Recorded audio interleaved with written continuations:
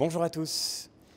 très heureux de vous retrouver après ces longues semaines de travail à distance. Comme beaucoup d'entre vous, j'en suis sûr, pendant cette période de confinement, nous avons travaillé de loin pour pouvoir maintenir notre activité au Parlement européen et obtenir les décisions nécessaires pour faire face à la crise que nous traversons aujourd'hui. Avant tout, j'espère que vous allez bien, que vos familles vont bien et tous ceux qui vous entourent. Et j'espère, et c'est le plus important, que nous pourrons tous ensemble retrouver bientôt une période plus sereine, plus paisible, dans laquelle nous arriverons à trouver les solutions qui nous permettront d'avoir confiance en notre avenir. Pour l'instant, cette confiance n'est pas garantie encore et c'est la raison pour laquelle il nous faut travailler sur tous les éléments du plan de relance qui se dessine ici, en complément des mesures prises dans chacun des pays européens. Travailler aussi pour éviter, et c'est le point sur lequel je voulais revenir avec vous, pour éviter que nos libertés ne souffrent de la réponse que nous apporterons à cette pandémie qui traverse le monde entier et qui vient ébranler directement beaucoup de règles et de principes par lesquels nos libertés sont aujourd'hui préservées. C'est le cas en particulier des applications de traçage sur lesquelles j'ai eu l'occasion de m'engager. Je crois que ces applications, d'abord, ne sont pas aussi efficaces qu'on veut bien nous le faire croire. La vérité, c'est que la plupart des pays qui les ont utilisées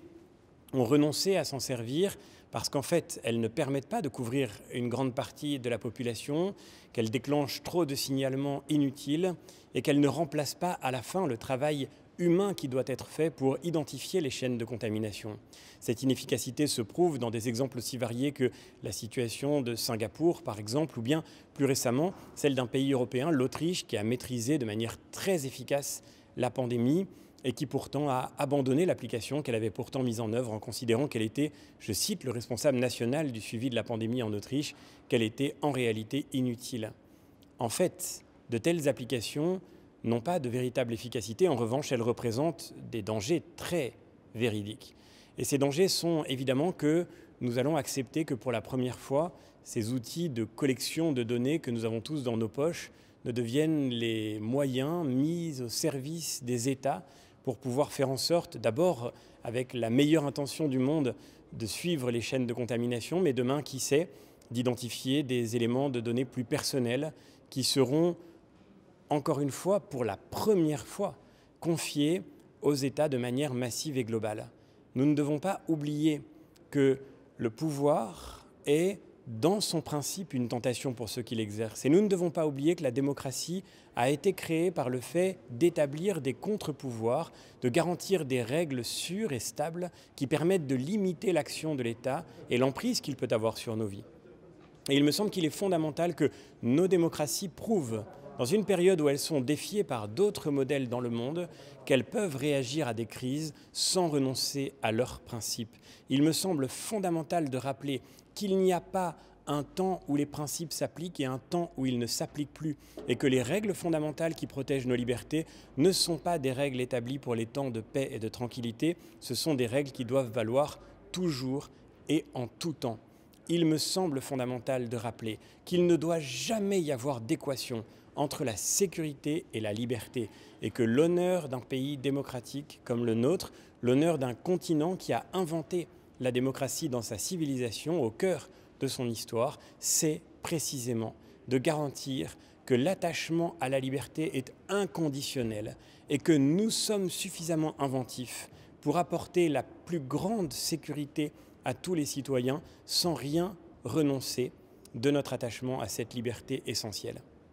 Et c'est la raison pour laquelle, je crois, nous devons écouter l'avertissement de beaucoup de chercheurs, de scientifiques de très haut niveau, qui aujourd'hui, en France en particulier, mettent l'accent de l'opinion sur le risque qu'il y a à créer de tels outils. Ce risque, nous le savons bien, il s'accompagne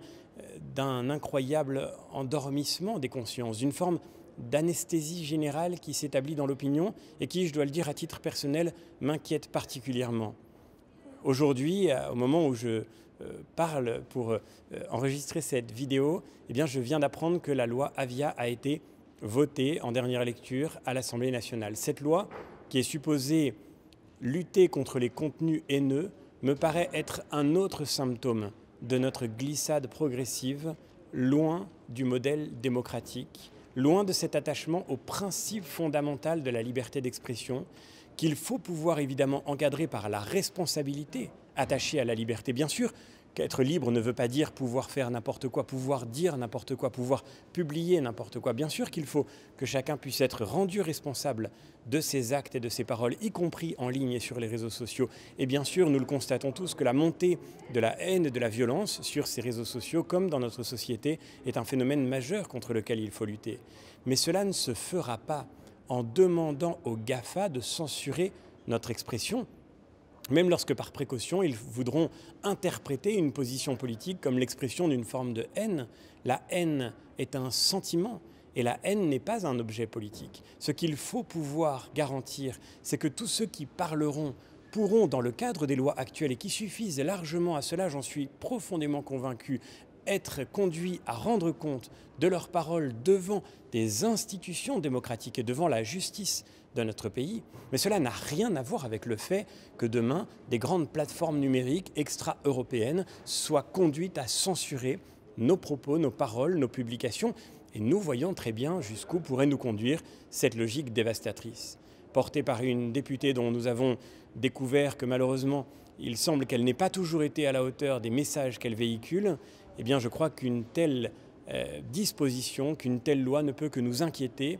Pour ma part, je combattrai toujours, nous combattrons toujours, ici, dans ce Parlement qui doit représenter cette civilisation européenne et son aspiration à la liberté, ces éléments fondamentaux de notre vie démocratique, auxquels nous ne devons renoncer sous aucun prétexte, quelle que soit la situation de crise ou les tensions que nous connaissons, faute d'installer face aux dangers qui nous menacent un remède bien pire que le mal. Merci en tous les cas de nous suivre toujours avec autant d'attention et d'intérêt. Et évidemment, je reviendrai vers vous à l'issue de cette session plénière qui commence pour vous donner les enseignements principaux du travail que nous avons fait. À très bientôt.